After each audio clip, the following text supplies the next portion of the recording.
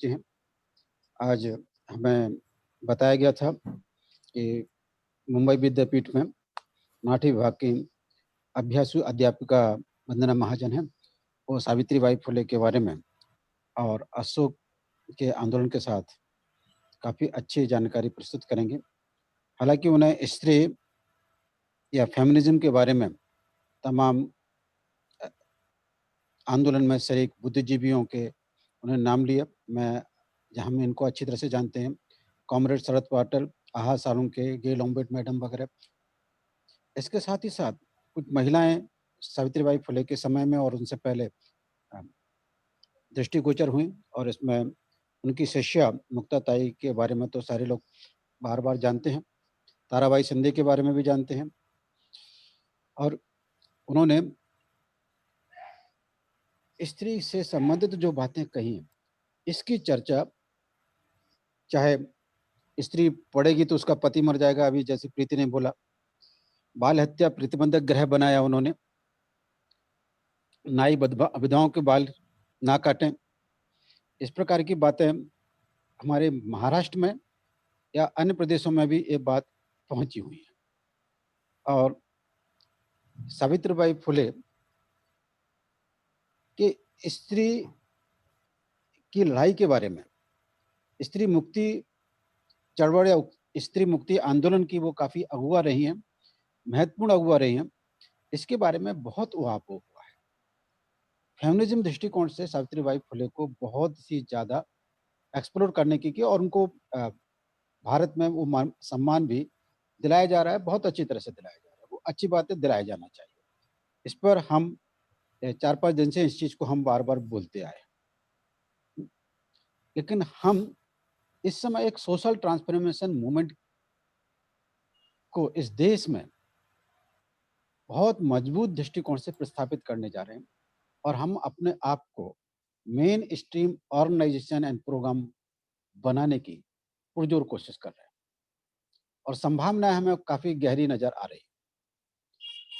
और इसकी शुरुआत हमने महान सम्राट अशोक की 23वीं जन्म शताब्दी 25 दिसंबर को मनाकर एक बहुत बड़ा इशारा दिया है कि हम महान अशोक के कल्याणकारी राज एज ए व्यक्ति और एज ए राजा, एक आम लेमैन और एज ए राजा, पुरुषों के लिए, स्त्रियों के लिए, जनता के हर तबके के लिए किस प्रकार से काम किया जाना चाहिए, किस प्रकार से कल्याणकारी राज्य स्थापित होता है तो जनता कितनी चहेती होती है राजा की और राजा भी जनता का कितना चहेता होता है कि वो उसके कल्याण के लिए अपने परिवार के, अपने बच्चों से भी ज़्यादा प्रयत्न करता है।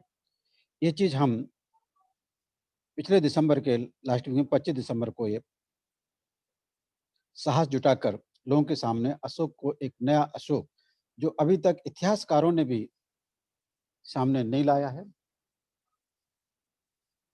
उन पक्ष को फिर से अशोक के बारे में नई चर्चा हो, पूरे देश भर में हो, अंतर्राष्ट्रीय स्तर पर हो, इस प्रकार की कोशिश की पहल की है। हम इसी कड़ी में क्रांति ज्योति सावित्रीबाई फुले का जो पक्ष अभी तक स्पष्ट नहीं हुए हैं,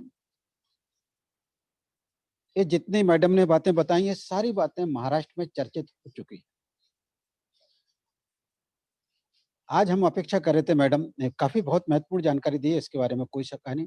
पर मेरी अपेक्षा जो थी कि सावित्रीबाई फुले के वो पहलू जो लोगों के बीच में उजागर नहीं। जब तक महात्मा फुले थे, तब वो एक पत्नी भी थी। पति-पत्नी के बीच में जो भी संबंध या एवे-दावे रहते हैं, संतान ना होने की वजह से शादी के वगैरह में के बारे में कि दूसरी पत्नी और महात्मा फुले का इनकार कि नहीं, अगर टेस्ट में मैं गलत पाया गया तो तुम क्या सावित्रीबाई फुले को दूसरी शादी करने के लिए इजाज़त दोगे? जैसे मुझे पुरुष को इजाज़त दे रही हो। ये बहुत बड़े साहस की बात है महात्मा फुले की।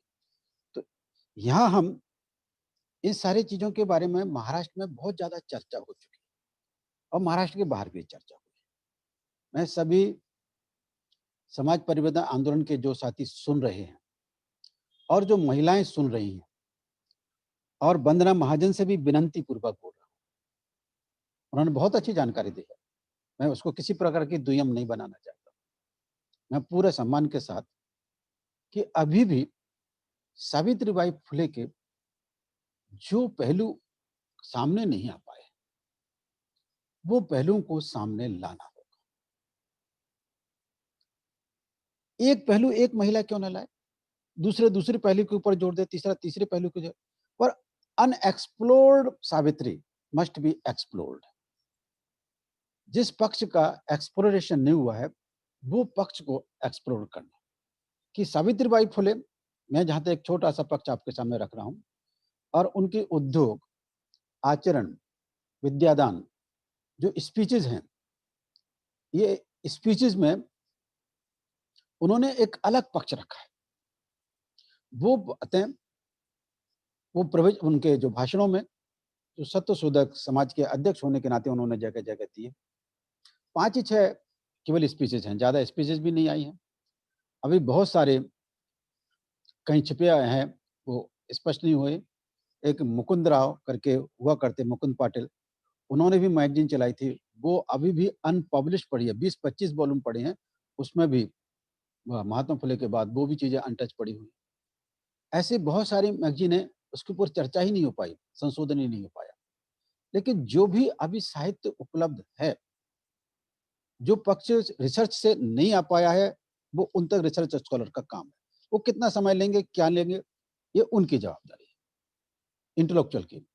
लेकिन एक सोशल एक्टिविस्ट की जवाबदारी, अपने महापुरुषों को कैसे देखें, तो जितना वो देख पाया है, उसके साथ उसे जोड़ने की प्रामाणिक कोशिश करना चाहिए। और इस कोशिश में एक पक्ष 1890 से लेकर 1897 का पक्ष, और इस पीरियड में सावित्री ज्योतिबा ने बहुत अच्छे ढंग से, कौशल के साथ, महाराष्ट्र के अलग-अलग जिलों में जहाँ-जहाँ सम्मेलन हुए, उनमें उन्होंने भाषण दिए। और वो भाषण केवल स्त्री के लिए नहीं थे, पुरुष के रिकंस्ट्रक्शन की बात भी थी। स्त्री के रिकंस्ट्रक्शन की बात थी, पुरुष के रिकंस्ट्रक्शन यानी बिहेवियर रिकंस्ट्रक्शन की बात थी। किस प्रकार का व्यक्ति होना चाहिए, कितना अच्छा व्यक्ति होना चाहिए। लेकिन एक बहुत बड़ी बात वो अपने सामने कह गई, जो अशोक के साथ जुड़ जाती है। वो ये बात है कि आज से 2000 साल से ज़्यादा, मतलब 1890 के बाद 1891 से 1897 के बीच में, किस डेट में कहा गया वो डेट का बोध नहीं होता है, पर 1890 से लेकर 1897 के बीच में, ये लगभग 7 सालों में उन्होंने जो स्पीच दी, उसमें जो संदर्भ दिया है एक अपने भाषण में, कि अंग्रेज लोगों में बहुत बड़ी चर्चा है कि आज से 2000 वर्ष से ज़्यादा वर्ष पहले यहाँ एक सुधार लेली व्यवस्था थी, एक बहुत ही इम्प्रूव सोसाइटी थी, बहुत बड़ी एडवांस सोशल सिस्टम था, एडवांस गवर्नेंस थी। अंग्रेजों के समय में बोल रही हूँ। लोग का कैरेक्टर बताइए, लोग उद्यमी थे, ज्ञानी थे, प्रयत्न करने का जज्बा। उन्होंने इस सेंटेंस के बाद जो अपने सत्य शोधक लोगों के लिए आदेश दिया, कि जिस प्रकार से वहां उद्यमी लोग थे, ज्ञानी लोग थे, हमें उद्यमी और ज्ञानी बनना है।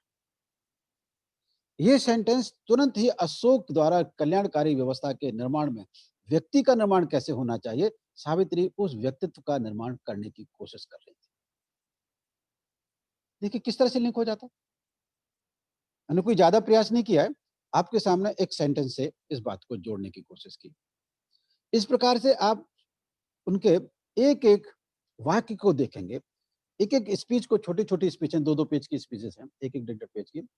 मैंने अ, अमर सिंह चौहान जी से रिक्वेस्ट किया कि वो उसका हिंदी में ट्रांसलेशन करें। अब हो सकता है कि आपको वो ट्रांसलेशन जल्दी मिलेगा। लेकिन सावित्रीबाई फुले को एक नए नज़रिए से देखने की बात।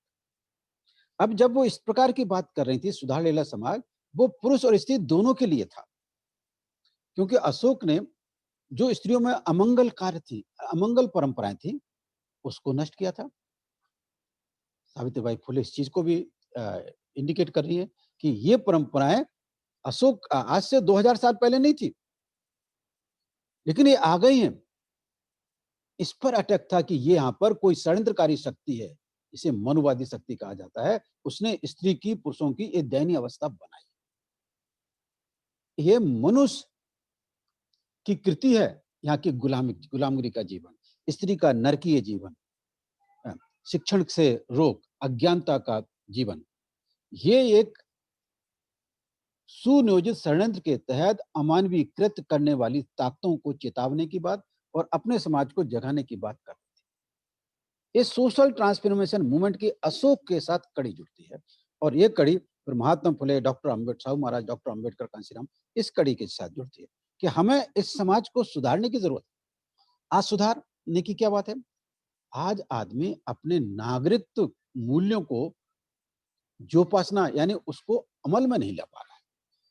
आज नागरिक मूल्यों को व्यक्ति अमल में नहीं ला पा रहा है। वो भयग्रस्त है, असहाय। इस कोरोना काल के अंदर तो ना जाने कितने बड़े संकटों का सामना ये उत्पन्न किए गए।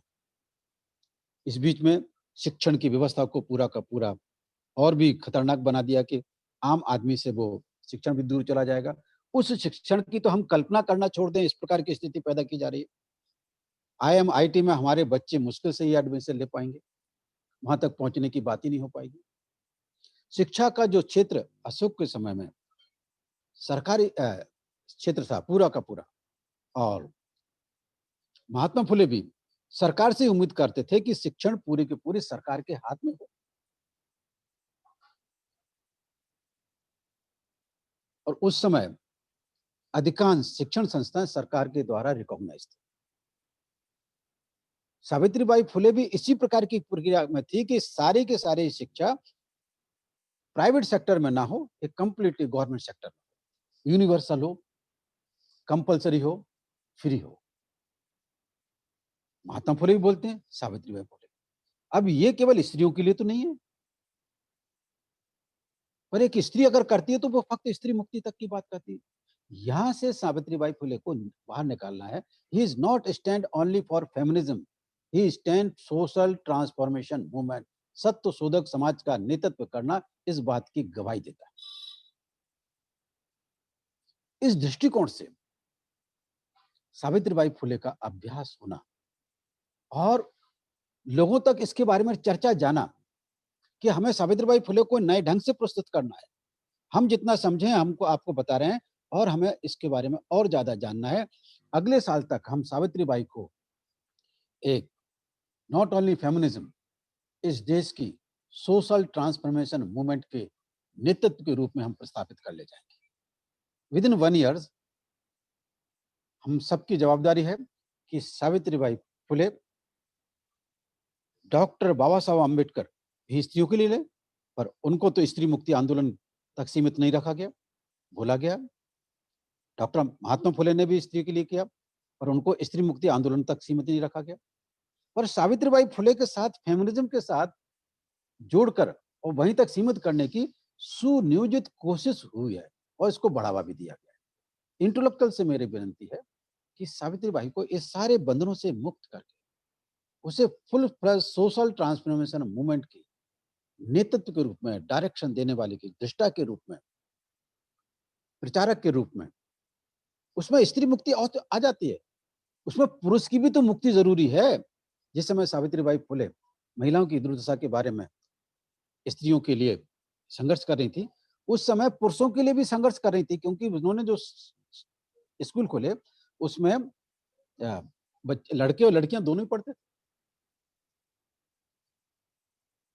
ये बात अद्भुत बात है, तो इसलिए सावित्रीबाई फुले को केवल स्त्री से जोड़ लेने से काम नहीं होगा। स्त्री से पक्ष रखना जरूरी है, रखिएगा, समझाइए कि उन्होंने हिस्टोरिकल तौर से महिलाओं की तरक्की के लिए, जागृति करने के लिए कोशिश की, पर वो पूरे समाज में एक नया परिवर्तन देखना चाह रहे थे, जहां पुरुष द्वारा स्त्री का सम्मान हो, स्त्री द्वारा भी पुरुष का पूरा पूरा सम्मान हो, दोनों एक दूसरे के सम्मान और प्रतिष्ठा का कारण बने, दोनों ही एक दूसरे के सम्मान और प्रतिष्ठा का कारण बने।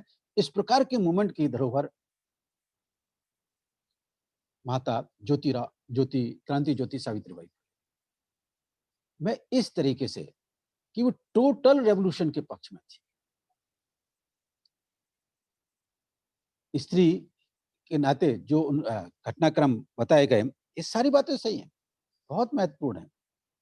लेकिन इन्हीं की ज्यादा चर्चा हो जाने पर फिर स्त्री मुक्ति तक ही उनकी चर्चा रह जाती है। मेरा आप सब लोगों से आग्रह है कि जिस प्रकार से अशोक ने स्त्री और पुरुष के लिए, सारे समाज के लिए काम किया, हमारे महात्मा फुले ने स्त्री और पुरुष दोनों के लिए काम किया, सावित्रीबाई फुले ने भी स्त्री पुरुष दोनों के लिए काम किया, बाबा साहब ने स्त्री पुरुष दोनों के लिए काम किया। हिंदू कोड बिल के आधार पर केवल बाबा साहब को स्त्री मुक्ति आंदोलन तक सीमित नहीं किया जा सकता है। उनके व्यक्तित्व को हम चारों तरफ निखारते हैं और एक्सप्लोर करते हैं हर प्रकार से। न्याय व्यवस्था पर सावित्रीबाई फुले की क्या विचार है? शिक्षण व्यवस्था पर शिक्षण व्यवस्था बोल रहा हूं, सोशल सिस्टम पर सावित्रीबाई फुले, वो केवल स्त्री की गुलामी का इंडिकेट नहीं करती हैं, पूरी मानव जाति की गुलामगिरी के प्रति समाज को जागृत करने का काम करती है। ये पूरे पूरे समाज को जागृत करने का काम करने की जो मूवमेंट थी, उसका नेतृत्व सावित्रीबाई फुले कर रही थी। इस प्रकार से हम सावित्रीबाई फुले को न्याय दे पाएंगे। 19वीं शताब्दी में नहीं दे पाए, 20वीं शताब्दी में नहीं दे पाए, कम से कम pay back to society program Savitribai Phule को पूरा न्याय देने की कोशिश करना चाहते हैं। हम कोशिश कर रहे हैं, कितने कामयाब होंगे आप सब लोगों के सहयोग पर निर्भर है। आप सब लोगों को संशोधन करना पड़ेगा। Exploring the unexplored Savitribai Phule, this is the target. हमने शुरुआती यहां से शुरू किया, we are exploring the unexplored Ambedkarism, exploring the unexplored Kanshiram ji भी, जो बहुत सारे पक्ष अछूते रह गए। इसी प्रकार से महात्मा फुले और सावित्रीबाई फुले के बारे में जो पक्ष अभी तक सामने नहीं आया, क्योंकि जितना कुछ साहित्य लिखा गया है उस पर हम महापुरुष को लिमिट मत कीजिए। वो 2 लाइन लिखते समय वो क्या सोचते थे, क्या सोच रहे थे, उसको समझने की कोशिश कीजिए बिटवीन द लाइन। बाबा साहब के बारे में भी हमने यही चिंतन लोगों के सामने दोहराया कि बाबा साहब को भी हम समझने में कम पड़े, महात्मा फुले को भी समझने में कम पड़े, सावित्रीबाई फुले को भी समझने में कम पड़े। यहाँ तक कि 20वीं शताब्दी में और 21वीं शताब्दी के पहले पहले 2-4 साल तक साहब कांशीराम जी हमारे बीच में थे, इस महापुरुष को भी हम समझने में कम पड़े। हमें जो कुछ ऊपर ऊपर दिखता है, हम उसको ही अंतिम मान के चल बैठते हैं, भाई साहब ने तो इतना ही बोला, यही बोला, बाबा साहब ने उस किताब में इतना बोला, बस उसको फाइनल, उससे आगे ना आगे जाना ना पीछे। स्टेटस क्वो स्थिति हमारी हो जाती है।